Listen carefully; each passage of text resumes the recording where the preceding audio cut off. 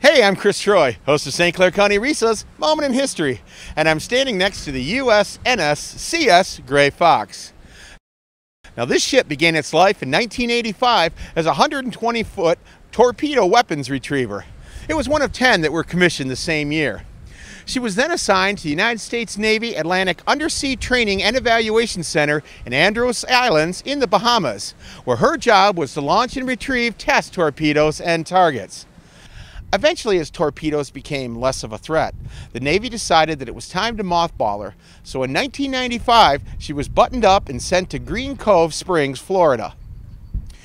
In 1996, a group of sponsors found her and decided that the Sea Cadets needed a ship of their own to train on. The Secretary of Navy transferred the USNS Gray Fox to the USNSCC on August 15, 1997. Since she had been in mothballs for quite some time, the Gray Fox needed a lot of attention. All of her torpedo rollers had to be removed from her afterdeck, and a ramp needed to be re-welded along with being completely repainted. Most of her systems also required attention as well in one form or another. She was commissioned by the US Naval Sea Cadet Corps on April 26, 1998 as the USNSCS Gray Fox by Mrs. Jack Kennedy, wife of the former national president of the Navy League, and was docked here in Port Huron. The ship has berthing for 30 cadets and 6 officers.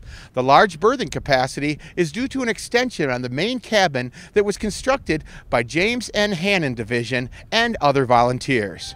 For Moment in History Extra, hey, I'm Chris Troy, reminding you all that history, well, lives in all of us.